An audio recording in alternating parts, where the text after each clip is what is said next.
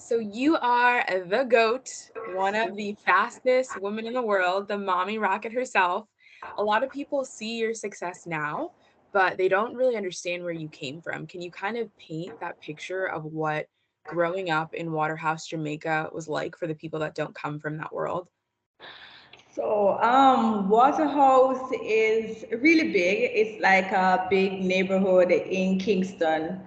And it was one of those places where you don't really have a lot of role models, positive role models. So you're stuck with, trying to find your way as a teenager, as well as seeing the influences of other individuals around you. And you kind of want to follow that influence. And then I had a strict mom. My mom was really strict and she was so passionate about track. And from an early age, she always told me that track and field was going to be my way out. She always told me that track and field was going to give me a scholarship. I was going to go overseas for school. It was going to make my way. And it was something that was drilled into me from a very young age because I was always running. And being in this community where it's not very positive. I live in a tenement yard or a group of homes in a big space. And I lived with my two brothers and my mom, and we had one bed. So it was just crazy to see, a future for me as an athlete and also as a girl. And I struggled with that identity, growing up, that most times I didn't even tell people at my school that I was from Waterhouse or anything. I would take the bus and come off at a different bus stop and be liming with my friends, and I would tell them, oh yeah, I live around there, and I would take another bus. So it cost me a lot of money to Wow. be putting up with telling people where I'm from. But yeah, I was always running, and my mom thought that track or knew that track was going to be the outlet. And I also found track to be the outlet. I've always went to track training. I never really believed that I could be an Olympic runner or even a world champion or even a gold medalist, anything like that. I was just doing it because my mom said I should do it. So I didn't know, and I was just always running. I was running to the shops. I was always playing games. Everybody wanted me on their team. So running was pretty much a part of who I am or who I was growing up. And I tried my best to kind of have that outlook that okay, I'm gonna do good in track because my mom said I was gonna do good in track. And then I went to high school, and during high school I was still unsure, but I had so many persons telling me that I'm very good at what I did. I needed to just focus and really tap into it, and I was like, oh, okay. I didn't really believe at that moment, and I think in 2006, I left school in 2006, and then I kind of had a breakthrough where I decided for myself that, I kind of wanted to do track and field. And I think that's where the change came. So from Waterhouse being unsure, being, just stifled by an environment and wanting to follow your friends and, not having a lot of positive role model to finally being aware of what I wanted to do, who I wanted to become was really a life-changing moment for me. Wow. That's incredible. So, what kind of things in Waterhouse, just to really paint the picture for people that have no idea what that's like, what kind of stifling things were around? What were you like embarrassed by that you didn't want people to see? Yeah, so as I said, I lived in a one room. I just had one bed, literally just a bed in our home, and it was just me, four of us, be sleeping on one bed. So we almost had to switch around. So two heads at the top and two heads at the bottom to make sure everybody kind of fit. And my bathroom was actually outside where my mom would actually have to follow me outside because I have to go to school very early because of where I lived, and she had to be standing outside and waiting on me to get a shower, to get back, to put on my stuff to go to school. And then there are a lot of girls who went to very good school. I went to a very good school. I'm a proud Wolmerian, so I went to a very good school here, but a lot of girls in my community sorry, also went to very good schools. but a lot of them didn't pass third form, or you would call it eighth or ninth grade, because they got pregnant. A lot of the boys didn't survive, going to school. By the time they went to seventh grade, or we call it first form, a lot of them would be dropping out, or joining gangs, or smoking, or just not going to school. So it was difficult to kind of see that your friends were getting pregnant, weren't going back to school, and after having one kid they decide, oh, they're gonna have another, or three. And it's crazy, because here's my mom saying, oh, you're not allowed to go outside, I'm not allowed to talk to the boys on the street, I'm not allowed to go to the river with my friends, because she was just doing her best to protect me. But at the same time, I wanted to be with my friends. I wanted to go out with my friends, because I didn't see the correlations. My mom was saying, oh, don't go hang with them because you're going to do the same things like them. I was like, no, I just wanted to be with my friends. So you had a lot of that. And at first, when I was younger, I never knew I was poor, because, yeah, you just never knew you were poor. And then when you get to high school and you see people, your other students getting dropped off in nice car, and you have to take the bus, and, you're looking like, okay, all right, I guess I'm poor. So it was a lot of those things, because you're constantly comparing who you are and where you're from to where your friends are from and who their parents are. My mom actually sold on the streets, and she sold different things at different time of the year. And I was ashamed of that, because sometimes she would come into school to sell my teachers, and I would be hiding under the desk, because I'd be like, oh my God. So it was difficult, try being a teenager where you're trying to find yourself, and at the same time you're having to deal with everything else that's happening. But now that you're older, you understand clearly that she was doing the best she could with what she had. And I think I appreciate the fact that she never really gave up. She really tried to do her best to make sure that she was steering me on the right path, because it was very easy to be distracted by everything that was going on in the community. Oh, thank you for sharing that.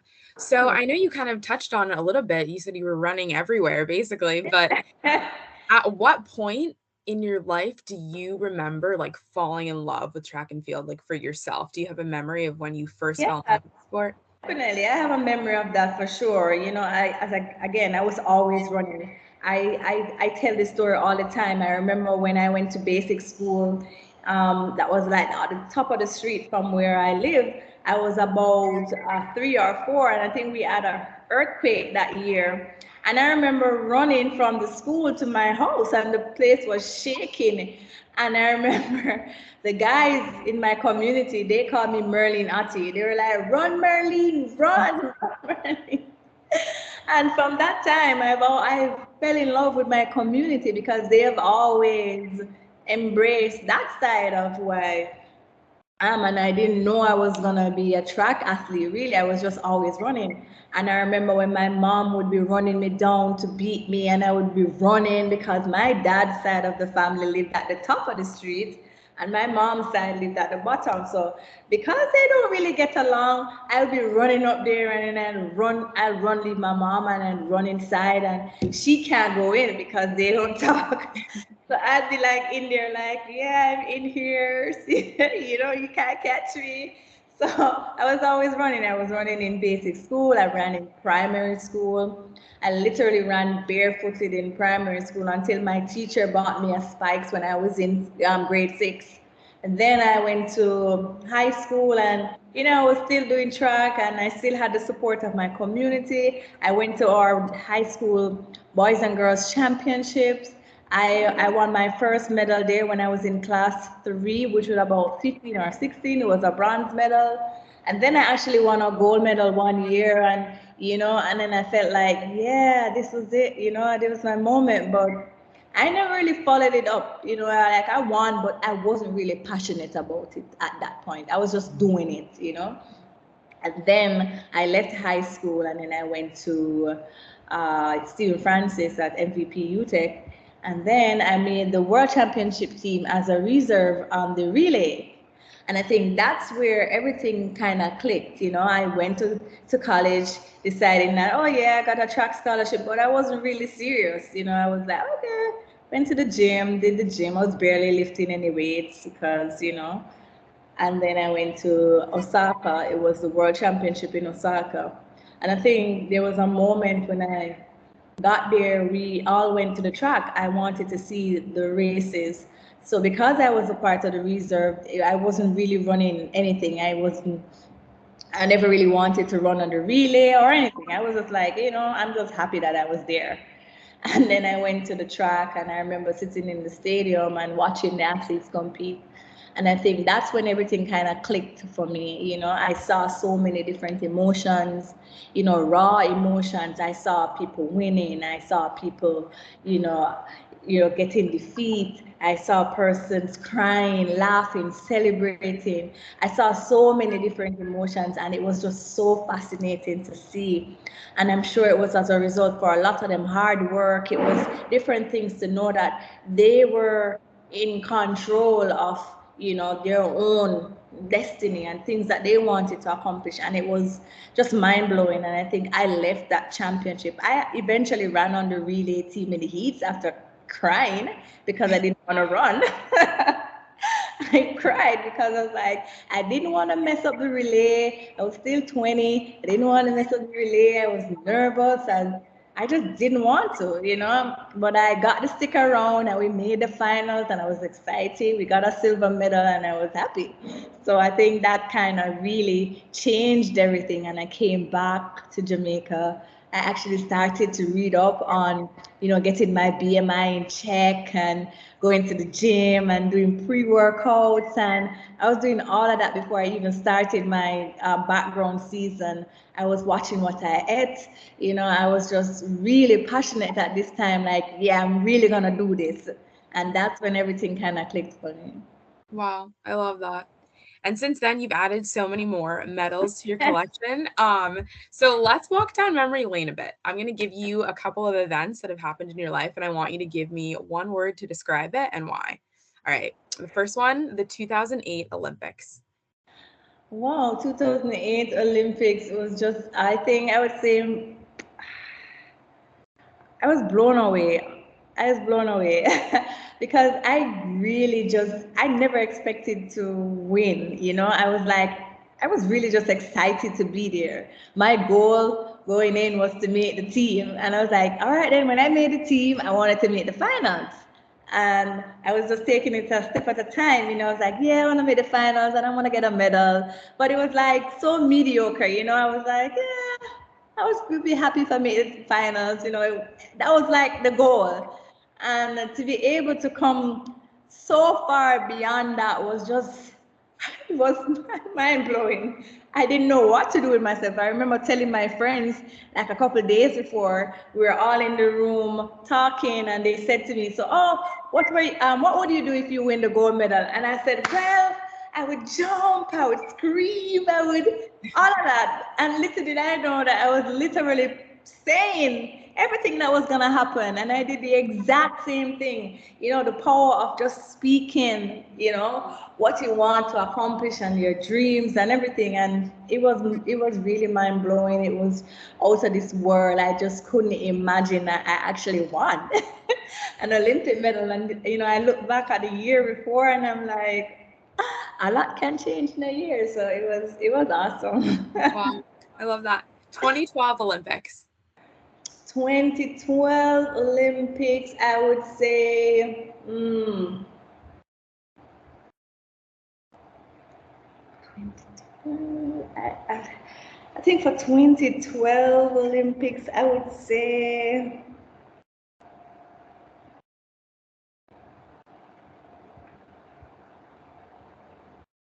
how would I say? I mean, 2012, I would say, what did I say? Let me say it first. Like 2012 was, that's when you're already aware of what's happening, in the sense that you've already won an Olympics, you've already won a world championship. And I think I went into that Olympic Games, I was Relieved, I must say, yeah, because I had a lot of pressure going into that Olympic Games, and I think I definitely felt relieved walking, crossing that line because I wanted it so bad, because I was like, okay, I need to just back this up. I need to prove that, I'm good. I need to prove that I belong. So it was a lot of things that, I was trying to accomplish, and to be able to actually have that, I felt relieved. Mhm. How about the 2016 Olympics, Rio? 2016 in Rio. I think I was definitely gonna say I was disappointed but content, in the sense, and I'll explain that in a way where I had a horrible year, in the sense that my toe was just really bad, like really, really bad. I never thought I would actually make it to the national championship, much less going to the games, because I couldn't train for months. I couldn't put my foot in the spikes. And when I got to the line for the Olympics, I was like, listen, we're just gonna do this. Whatever happens, happens. But I'm glad I was here. I was grateful. I fought so hard to be there, and I was grateful. But at the same time, you still feel disappointed that you were not able to show up 100%. But then content, in the sense that you did all you could. So all you had to do was, you felt satisfied that, okay, I got a bronze medal. I'm really happy because I knew what I had to go through to get this medal. So it was a bit about feeling, content, but still disappointed that you weren't able to do your best, because you knew, the task and everything that was happening during that moment. So I would say definitely content and disappointed. 2019 World Championships.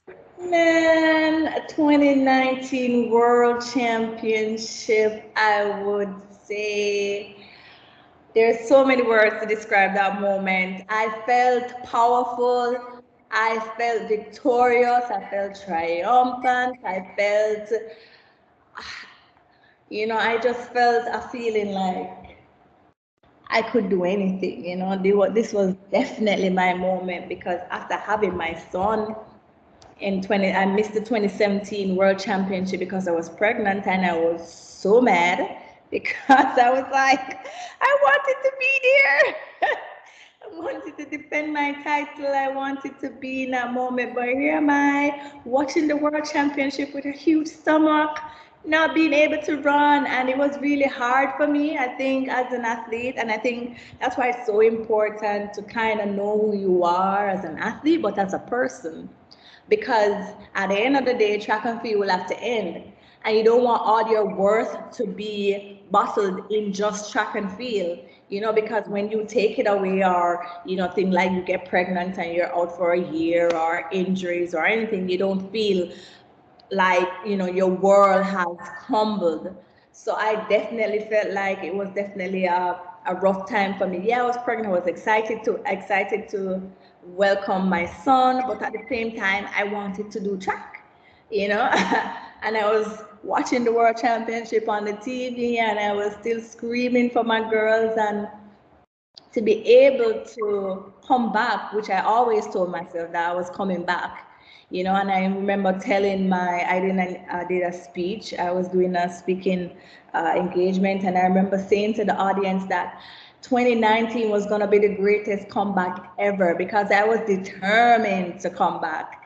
Like, I knew it in my soul, in my heart, that motherhood was gonna it was gonna be an advantage or a superpower. It was gonna help me to get to the next level, because I was more focused. I was hungry. I had my son. I had new motivation. I felt rejuvenated. I felt like I was ready. And I came back and I started to work, and I knew that it was gonna be difficult to come back. I knew that it was gonna take patience, and I had to definitely be in it, and I had to listen to my body. And I was glad I did that because I ended up having my son via C-section, and I knew I needed a little bit more time to get back to practice.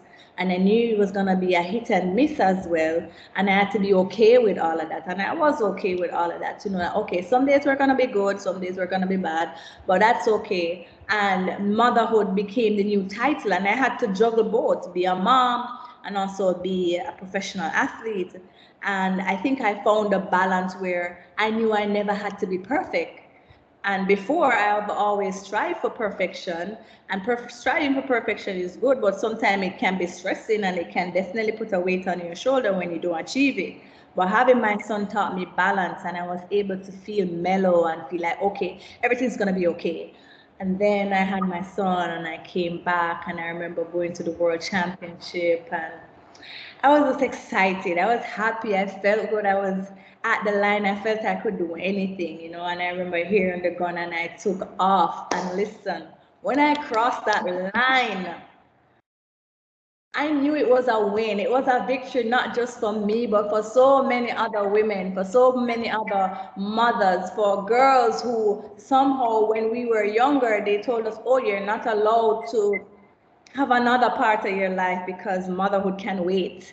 You know, you have to wait until you stop running because it's gonna ruin your career. It's gonna do this. So there's this constant fear in your head when it comes to motherhood and starting a family or coming back from injuries. And crossing that line was just a victory. It was a moment to be celebrated, not just for me as a Jamaican woman, but for an athlete, a mother, a mom that after 30, and ageism is such a thing where people like to dictate to, and I find that it happens more with women than it does with men, where they somehow think that when we turn 30, we're supposed to be put on a shelf and that's it for us. So being able to defy all those odds in one was just brilliant. And having my son in that moment was equally rewarding and fulfilling to see the very person who I thought was gonna, at the time was gonna end everything, became the person that started everything. So, it was definitely it was an unbelievable moment. Oh my goodness, I love hearing that. I have chills. That's just so empowering. Okay, the Tokyo Games. Yeah, Tokyo, man, I was confused. Tokyo, I was confused because like, what happened? I literally didn't know what happened because I was ready. I changed coach, so it was my first time going to the championship with a new coach, and there was so many things that was going on. And I think when I got to the line, one thing that I think happened a little bit different than before was that my coach was talking to me so much about my start, about getting the start, nailing my start, which I've never really done before or used before, because I'm like this person where usually you get a bad start, but I usually rarely get a bad start. But if I get an okay start, I think I'll be fine.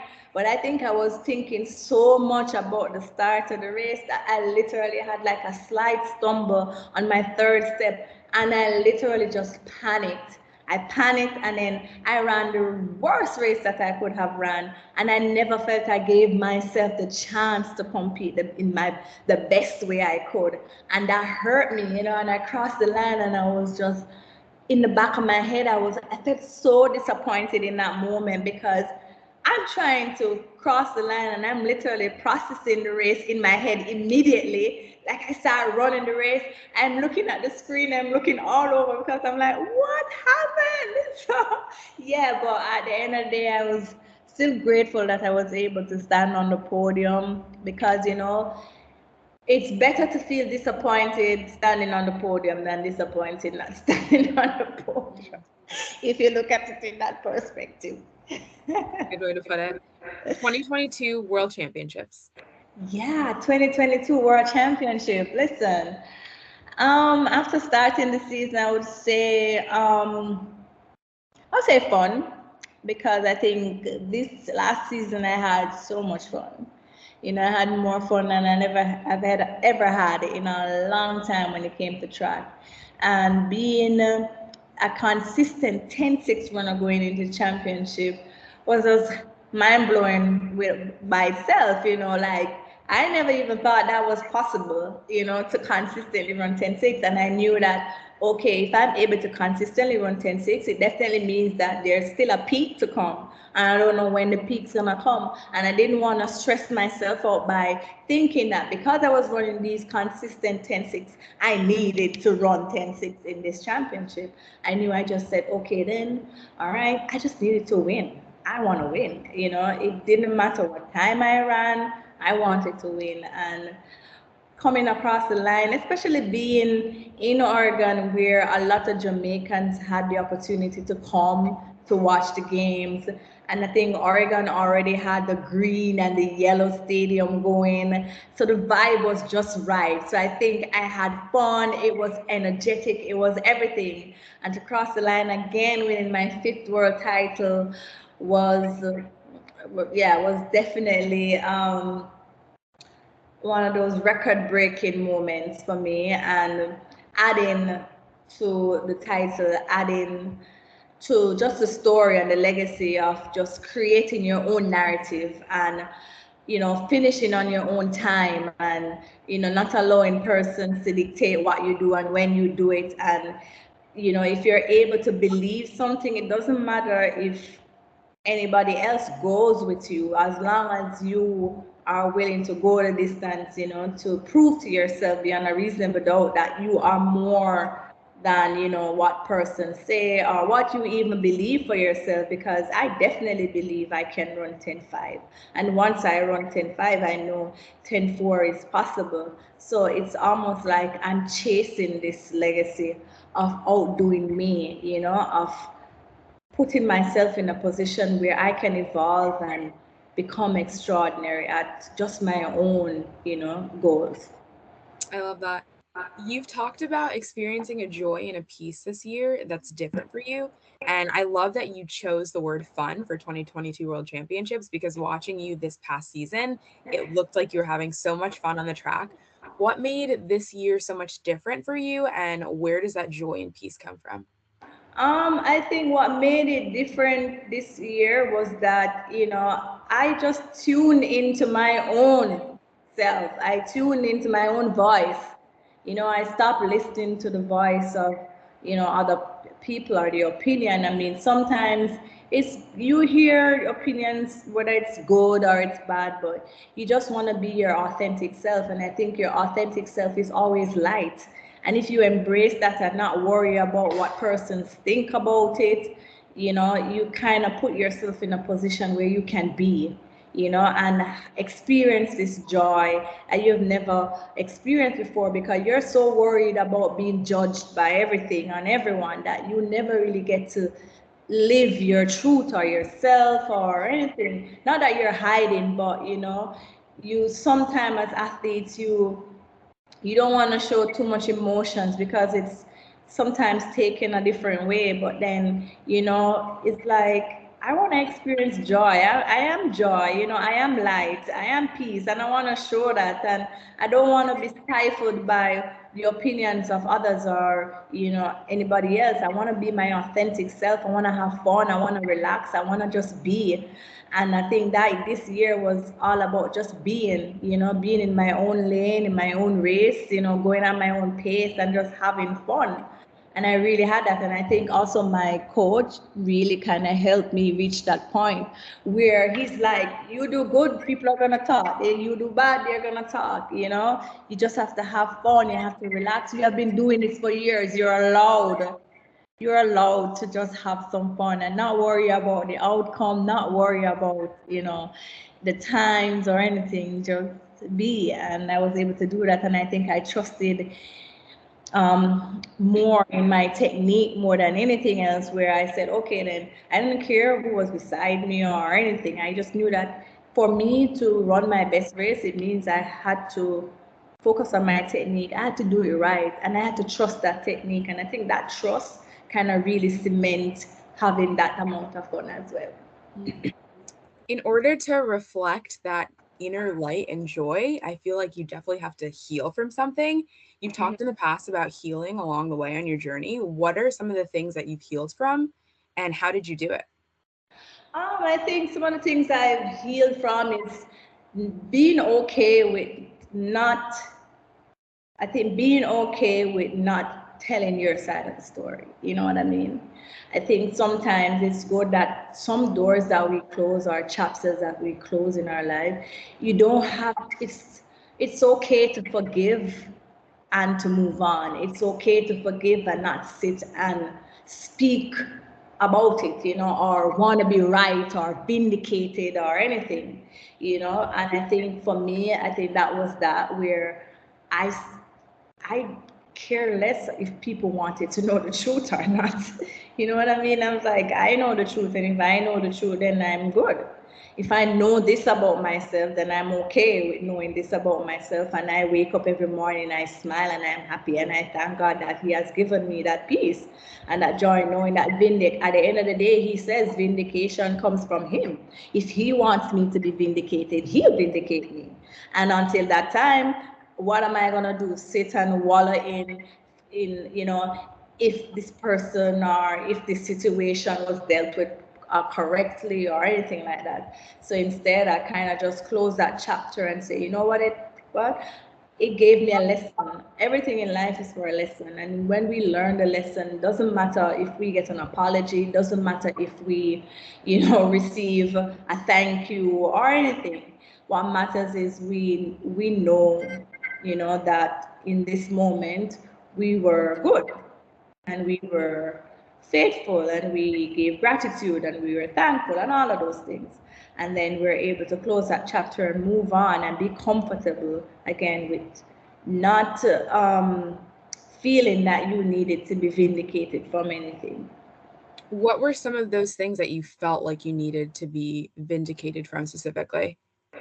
I would just say that's what I said earlier, where you know a lot of persons I know I still have a lot of persons ask about why I left MVP, the reason I left my coach to join a new camp, things like that, and everybody wanted to know a story, and then I just never had a story to tell. I just thought that it was time to move on. It was time to do something new.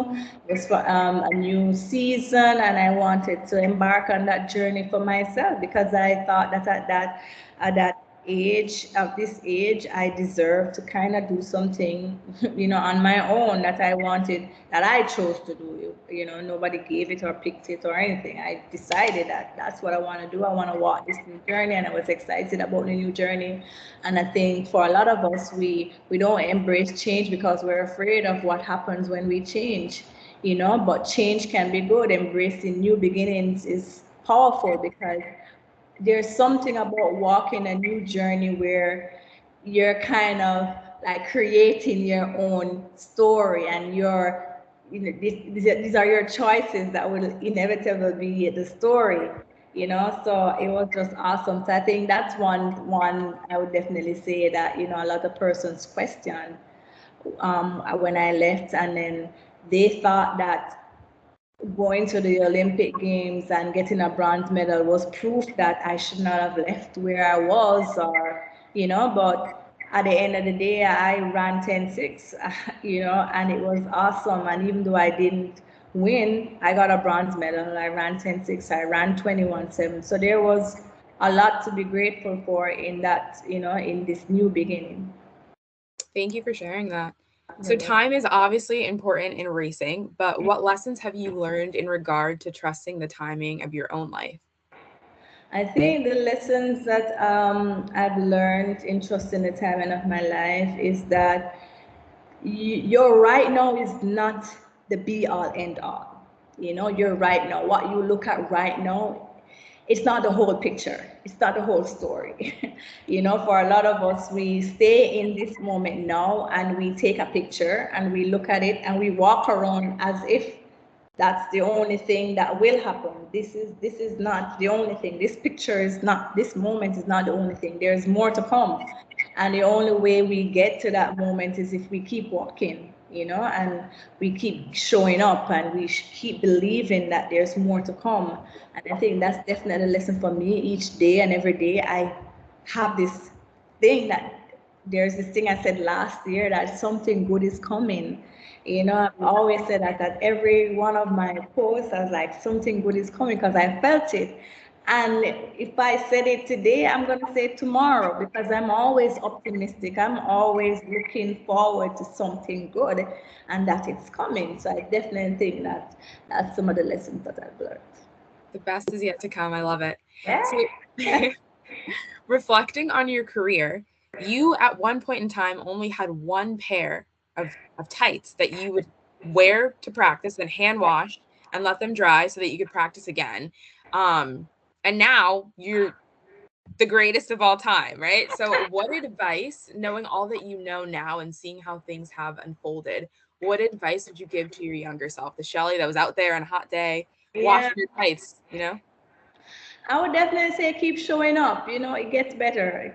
Keep showing up. Keep trusting the time of your life. Keep trusting that everything that happens to you and for you is for a reason and it will ultimately work for your good.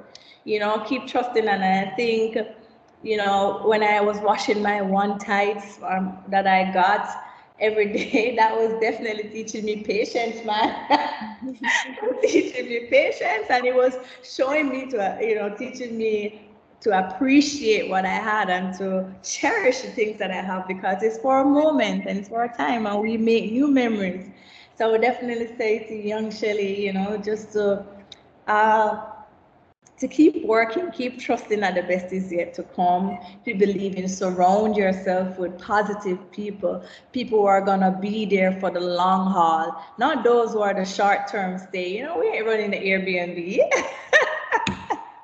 We need them for the long stay. So, it's always good to identify those people in your lives that will kind of be there no matter what. And cherish those persons who are around you and also telling them that you are appreciative of them being in your life because I think for me as for everything that I've accomplished throughout my career, I definitely want to say the people who are around me have made it 100 times better because of how they pour into me, and I think that makes a difference on the down days. It makes a difference what you hear on the down days. It makes a difference what you hear on the good days. It makes a difference when you mess up, what you hear. If I mess up and I'm hearing, oh, it's okay. If I mess up, I wanna tell you. I want you to tell me. I want you to hold me accountable. I want to say, okay, then you did this wrong. You could have done this better. On the bad days when I start to beat myself up or my self-talk is negative, I want you to say to me, no, you're better than this. You can do this. I believe in you. On the winning days, I want you to tell me, I'm proud of you, but we have more to do. We have more to get done. We're going to enjoy this moment, but tomorrow we're going to go again.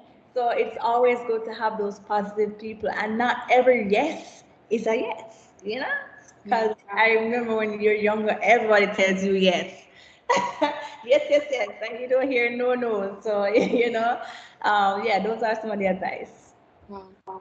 So first it was you're too young, right? That's what everybody told you. They Yeah, didn't want you to represent Jamaica in your first Olympics. that's And what now, told I me. mean, You're too old. yeah, even though you've had a remarkable season, but you have consistently transcended the limitations that people have tried to place on you in every single stage. How? And where does that confidence come from? My confidence comes from God. It's the word of God. I've always believed the word of God that when He says that, for I am fearfully and wonderfully made, I believe those things. And I believe when He says that, for He that has begun a good work in me will see it through to the very end. And what He starts, He finishes. So those are the things that I forever hold on to. So I don't trust in anything else but the word. And I think that has definitely been the guiding, it's the guiding step to everything that I do. And then it's coupled with the fact that I'm stubborn. I'm very stubborn, right? I don't take no for an answer, and I'm very competitive, and I'm not leaving until I get my way.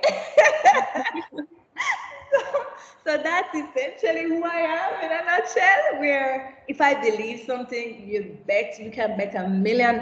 Once I believe it, I'm going after it. You can't tell me otherwise. I don't care what it looks like. I don't care what you heard.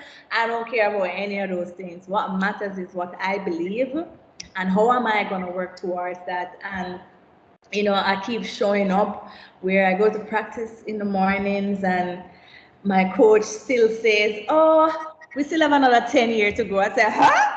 Anywhere for another 10 years?" Right? And he's like, even my teammates, they said, like, he said, "You're crazy. You definitely have like 4 more years." And I'm like, 4 years. So having, those people around me kind of really keeps me young and energized. And I have a dream. I really have that dream, and I believe in that dream. And I want to see it as long as my body, my spirit, and my mind, everything is intact. Because, one thing about it is I want to be here. So I'm not being forced to be here. I want to be here. And I believe, especially in that mental space where my head is still in the game, my body is still in the game, then, that's where everything comes from. It's knowing that I feel good, I'm fit, and I'm ready, and I have a dream. God has given me a dream, and I believe it's going to happen. So, yeah. What is that dream? I want to run 10.5 or 10.4. That's the dream. I want to run fast. Yes, I believe I can run faster. So that's what I'm working towards. But working smart, because again, I'm not the young chicken, but working smart. Love it. Nick has a couple questions for you as well. Yeah, just looking ahead, what would it mean to be able to compete in a fifth Olympics for Jamaica? Listen, that would be awesome. I think, did Merlin actually compete at 5 Olympics? She did 6 for Jamaica, and then of course that one for Slovenia, right? Yeah, that would be awesome. That definitely would be something remarkable for me, and then not just for me, I think for other young athletes looking on, because I think for a lot of us, some of us are late bloomers. Some people make their first Olympic team at 30, 29 and 31. So it's about defying those odds, and showing people that you can do anything, and age is just a number. Nobody gets to choose your path or tell you when to stop or when to go but you. So it would definitely be awesome to go to Paris, and I'm definitely looking forward to go to Paris Olympics again, and take it a year at a time. So after this season, you assess, but that's the plan. Because sometimes you plan and things don't go according to the plan, and you're aware of that. But mentally, that's where my headspace is at. You can see my picture on the wall. You see it? Yeah. We're going to Paris. I know you laughed at your teammates and your coach telling you can go 4 or 10 more years, but was 2024, are you planning for that to be your last Olympics? Yeah, 2024 would definitely be my last Olympics for sure. Why is that?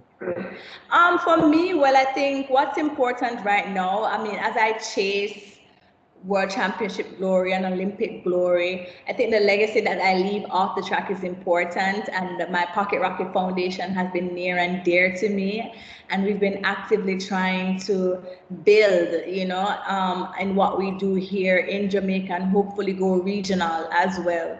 So right now we're currently in planning mode for our first seminar for student athletes here in Jamaica, and I'm excited about that, because I think that it's good when you're able to run fast and to win medals, but being able to use the platform that you've been given for another, glory is awesome. To be able to see young people be given the chance to succeed or to excel at their different sport, or in the classroom, or being able to balance their education with a sport and transcend, just their own thoughts and ideas and what they had, and in their communities. So I'm passionate about student athletes as well as community-based initiatives here in Jamaica. Yeah, I was going to ask you about your legacy, but you just answered it. So then I'm going to ask about this. You chasing that world record, and how important is it to you to get that world record?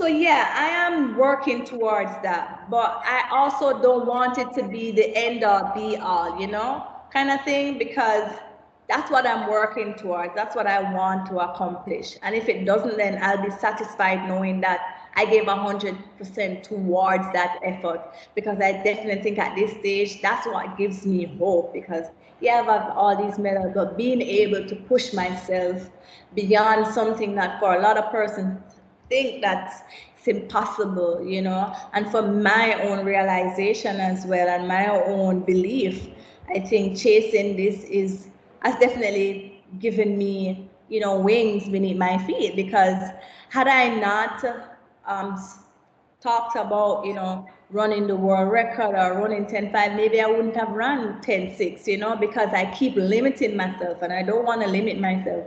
I don't want to think about limitations. I want to think about potential, and where we go with that.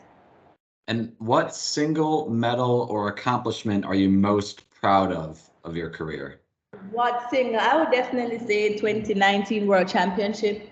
So it's a tie between 2008, being unaware, I guess, or about, my own potential or my own plans or what I wanted to accomplish. And well, yes, but I really wasn't thinking about winning.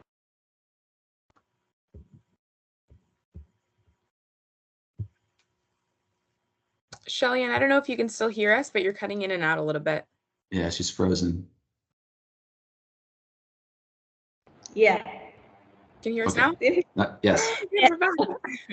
So I never really saw myself in that light where I thought I would be able to win a Olympic medal. I've always down myself, but now looking back, I'm in a position where I'm confident in who I am, and I believe that, this is my moment. And 2019 was one such where, coming back from having my son and turning 30, the two things that I was dreading, I was able to come back and win that world championship, and had my son in my hand, clutching the very human being that I thought would stop me from competing. Was just such a moment. It's such a win for women, to know that we are not limited. If anything, motherhood enhances us, gives us strength, gives us power to know that we're raising a little human and we can still be a badass on the track.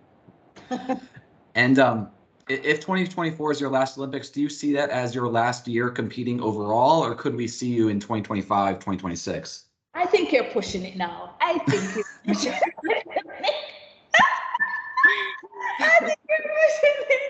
I think I definitely want 2024 to be my last hurrah. Okay. I definitely would want to, yeah, it would be my last hurrah, because again, I've accomplished so much, and I'm so grateful for all the things that I've been able to accomplish, all the people that I've been able to touch, all the memories that I've made. But I think after the Olympics, I want to make different memories. Well, we loved watching you. I'll switch it back to Mary now. Thank you so much. You're welcome. So I want to talk about motherhood. Take me back to the day that you found out you were pregnant. How did you find out, and what was your initial reaction? Man, I was a bit sick, and I was like, impossible, impossible. It just couldn't be happening. And I remember being home, and I took a test, and it said I was pregnant, and I'm like, crazy. So I bought 6 more. And then I remember my husband saying, you're pregnant. And I'm like, I don't think so. And I remember staying home for a week. Because I was like, hell no, it couldn't be possible. So I was really scared. I was nervous. I didn't know how to tell my coach. Like, I remember showing up to practice a couple of days, and I was running on the track, and I didn't know how to tell my coach that was going on. But yeah, I think I was nervous. I was really scared because I just came back from the Olympic Games. I felt disappointed. I really wanted to go to defend my title in 2017, and I think after 2016 it's almost like you're like, oh my god, my toe was just such a bummer, and I just want to give myself the chance again to be in a better position. But yeah, I was low and behold with child. How hard was your recovery, especially after your C-section? Yeah, it was a bit difficult because as a new mom, I was scared because I remember calling my doc every minute, like, is this supposed to hurt like this? Oh my God, this is hurting. I remember trying to breastfeed my son and I forgot I got a cut. I remember falling off the bed. It was just crazy. I remember coming home with my son, like from the hospital, and I remember I was like, oh, I need to carry him back because he was just crying, crying, crying for no, and I didn't know why he was crying. Like, maybe I need to take him back because maybe there's something wrong. And I remember calling my doctor and she's like, yeah, it happens. They cry. It's okay. Because I was just so, flustered. But yeah, the recovery was difficult. But I think for me, I really listened to my body, I think, in that time because I remember even after I went back to practice 11 weeks after I had my son. And I remember I did literally just 2 days. I didn't put any weights on my shoulder. Anything that I did in my hand. So I was really, taking my time and being patient with the coming back because I think what worked for me as well was the fact that 2018 was a no championship year. So I had the time to, take my time to get back to fitness. Tell me about your son, Zion, and how you guys chose that name. So I'm gonna say a funny story. I had my son's name from a long time ago because I'm a huge Lauryn Hill fan. Like very huge. I still have my CD up till this day. My friends bought it when I was in high school. So I'm a huge Lauryn Hill fan, and I thought it was so fitting that choosing my son over my career was just iconic. Like, yeah, it was definitely a blessing for me, and I think I needed that rest.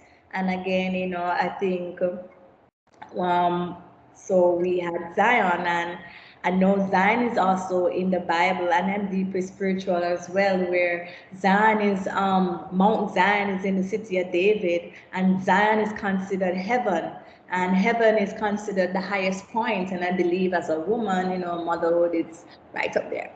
I love that. So, I want to talk about breaking generational curses. So, you said that you grew up in tenement yards.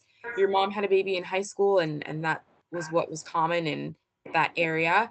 You said that she was a higgler, and you were the first to go to a traditional high school in your family. When Yeah. you look at your life and the kind of life that you're able to provide for Zion, what does Yeah. that mean to you?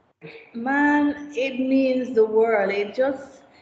It means everything that I've always said to give my son the opportunity to have the life that I never had when I was younger was just a huge blessing. And creating this new journey for him gives him the opportunity to create, for his children a new avenue, a new way. And I'm grateful for that, and I think at the same time I did all of that, standing on my mom's shoulder because she did what she had to do with what she had, and I'm grateful for that. And it's part of my story, it's part of who I am. And looking back, people would say, would you change anything? Yeah, you would change some things, but ultimately, all the sacrifice that she made kind of gave me the willpower to do what I do, and that strength and that confidence and that, that ultimate, I would say, grit and resilience to get the job done. So being able to pass all that knowledge on to my son is not giving him, it's not an easy way, but it's a better way for him. Because it doesn't mean that because I had it hard, he needs to have it hard. It's a balance. I still want him to be grounded and to know that the reason why you're able to reach to this point or achieve those things or to have it this way is because we were able to ride off the hard work and the dedication of my mom, or and for myself, because I've always said if my son said he wants to be track, I'd be nervous because track is hard. Right. So I'm grateful that I'm able to provide for him, a better way. Mm. What's the biggest lesson that being a mom has taught you? And what do you want people to know about being a mom and an athlete and about age even? Yeah, I think the biggest lesson is, you're not gonna always get it right. I think that's one thing that I've learned. I always wanted to do it. I wanted to do it perfect. You bought this. I remember having my son. I bought the best pumps. I wanted the best diaper. I wanted all of that because I thought if I had those things, then it's gonna make it easy, and then I wouldn't. No, it's not all of those things. It's just being able to or to understand that you're not going to get it right and you're not perfect and it's not going to be perfect, but it's going to be worth it, and showing up every day and starting over and trying to get it right is good, and not beat yourself up. I think, for me, being a mom, a working mom, leaving my son and not being able to be with him, 24/7, but all of that is difficult at times. I don't get to carry him to school in the morning. I don't get to pick him up a lot of times. I don't get to go to some of his activities, and it's hard. And I don't want to beat myself up because I'm trying to make a better way for him. And at the same time, when I'm here, I'm here. When I'm here with him, I'm in the moment. And being present is what counts. So I'm on the track. I'm present at that moment. When I'm here with my son, I'm present in that moment. So it's a balance, and it's not gonna be what works for me won't necessarily work for you as a mom, but you have to find your balance and you have to find what works for you and your family, you and your son. And I think one other thing that has been good for me is that I've never been a I love you kind of person. I never grew up that way. I kind of grew up a little tough. So I don't really say those things much, but my son has definitely made me a lot softer. Aw. Right, he has made me soft, and to know that you don't have to be tough for everything. Yeah, we are taught, a lot of us as Black women, and think that, oh, things need to be tough and we need to get it's hard. I'm definitely beyond that, where I want nothing's wrong with being soft and being cuddly and mushy, and I think my son has made me that way. And the older I get, I think it's more appreciative of the village that I have. I have a nanny who gives me 100% support, with my son, and being appreciative of help. And I think being vulnerable at this stage is also good, where I'm able to openly say, I need help. I can't do this by myself. I'm not Superwoman. I remember when I just had my son and I had help, and my mother-in-law came to assist me with my son, and I'll be like, no, give me my child. I don't want you to hold my child. Because I was like such a new mom. And now I'm like, I can take all the help I can get. You can come.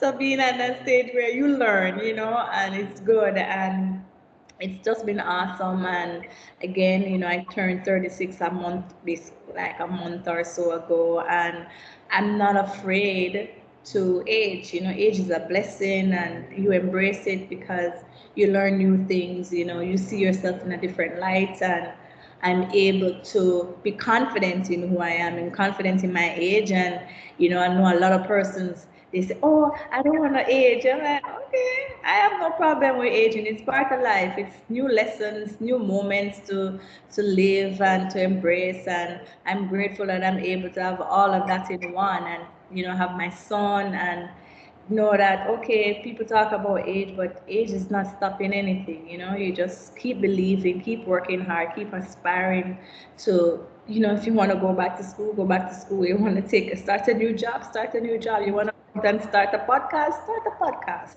The age, you some people think they have all the time in the world, and you don't. I love it. This is your soft girl era. Love it. Claim it. Thank you. So what makes your relationship with your husband, Jason, so special? I think we balance each other out. He's definitely more on the soft side than I am on the soft side.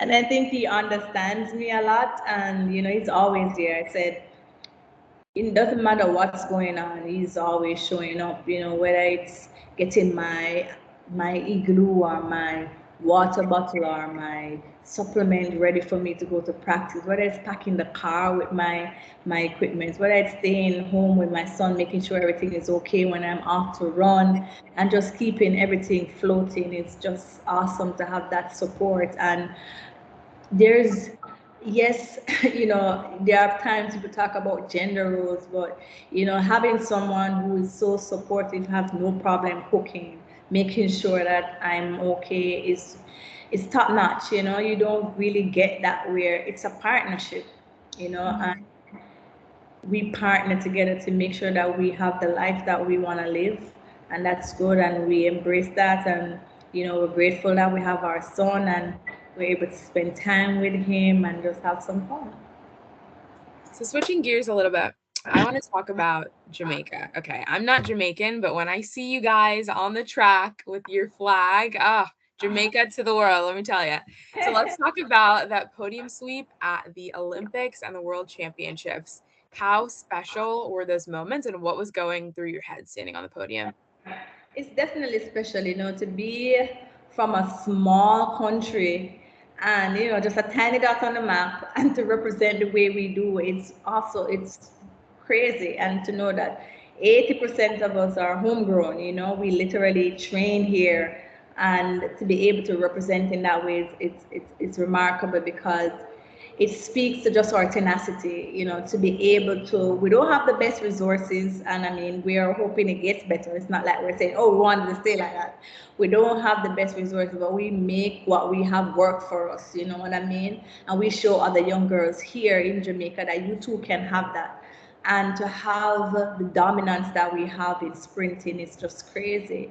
And we know that our young athletes here are inspired by that. And I've had the privilege of being on all the podium sweeps so far, and it's exciting to see. The first one I was 21, and the second, the third one I'm 36, 35. So it's crazy to see the time, and to see a lot of these athletes come into their own, and to, just continue to show that Jamaica is indeed, we're little but we're Talawa, and, we're going to be a force to reckon with, and we're excited about that. I'm excited about the just me being a part of that story when the future comes.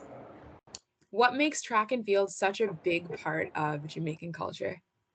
Man, I think it's our hills, man, our strong, because I think, for track and field is huge here in Jamaica. We run at every single level of schooling here in Jamaica, and Jamaicans love track and field. They support track and field here.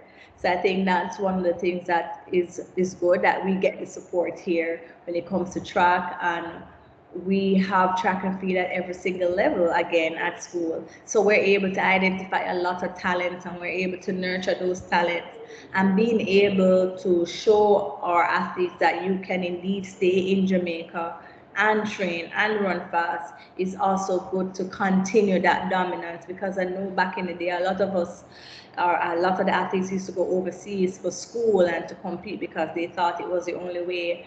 But we're able to give them another option. So we're grateful for that. And we continue to produce athletes that is just mind blowing, from our junior athletes to our senior athletes. And we know that we're going to continue to excel.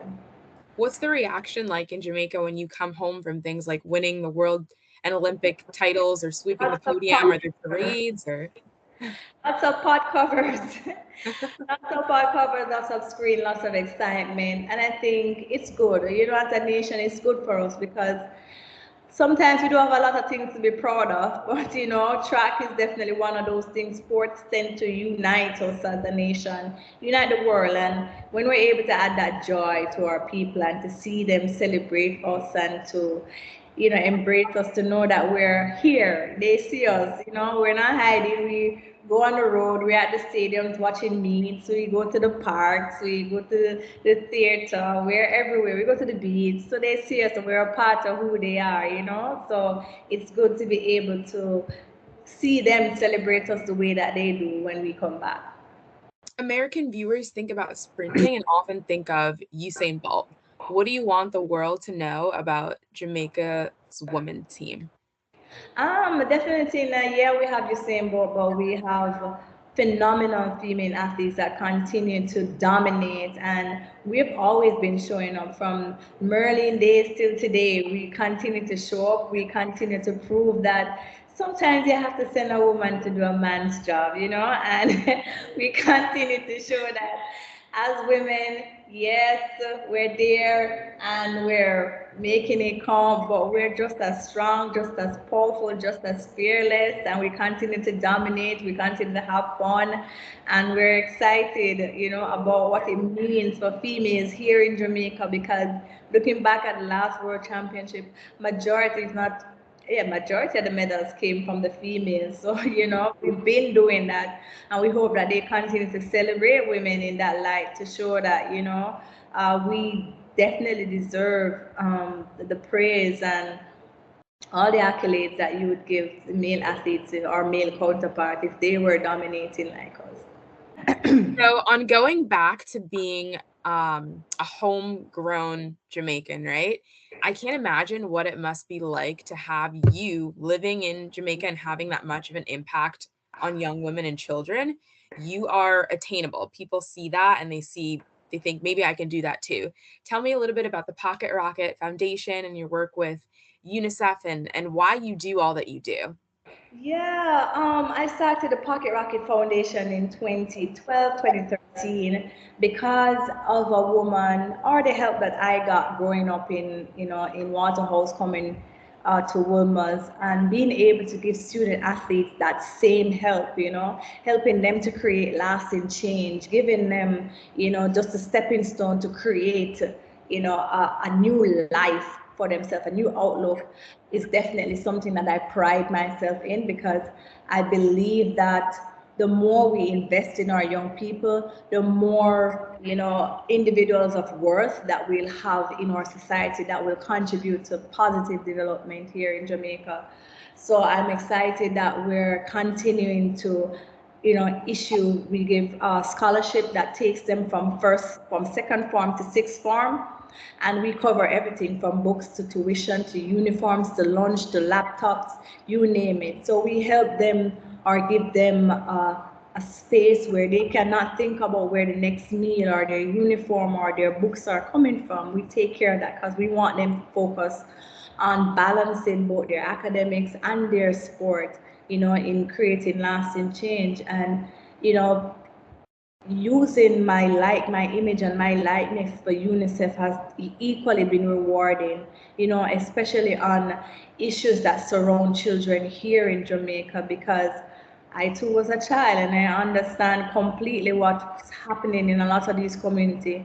And for a lot of them, they just need someone who they can relate to, who embodies the same thing, that they have, and they've seen me knowing that I'm coming from an inner city, so they know or they relate to me on that level. And it's really good to be able to have that platform with UNICEF and talking to, young girls, whether it's about motherhood, whether it's about, transitioning, whether it's about breastfeeding, different things that, affects us here in Jamaica. And I'm really excited that I'm able to do that with them. Your primary school was recently named the Shelly-Ann Fraser-Pryce Early Childhood Institution. How did that come about, and why was that important to you?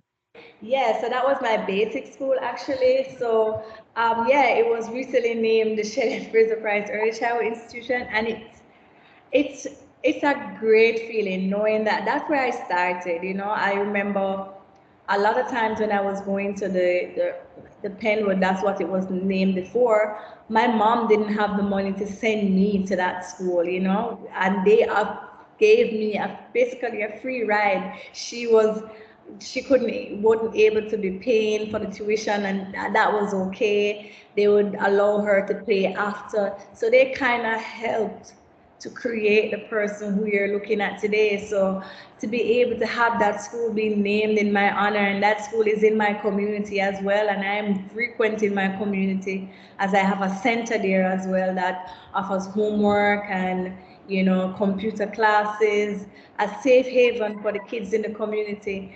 And to see the school and the new name. It gives me, I feel proud and a lot of pride to see just the legacy that I've left and I'm continuing to build in the community of Waterhouse. And I'm looking forward to more that we can do at the community level, because I definitely believe that there are a lot of gems in Waterhouse. Oh. In 2020, you wrote a children's book. What motivated that effort, and do you have any more plans for writing? Yeah, I definitely have more plans to write in. For me, I think my grandmother always told me that I am a promise, and we always sang that song in school, in Sunday school. We sing, I am a promise, I am a possibility, I am a promise, promise. So, it's good when kids know that they're a promise, and, growing up, you hear you're a promise, but you never really believe it. And being able to show kids that, I believe I was a promise growing up in my community, in my circumstances, and here I am today, so they too can believe that they are a promise, and they too have a future.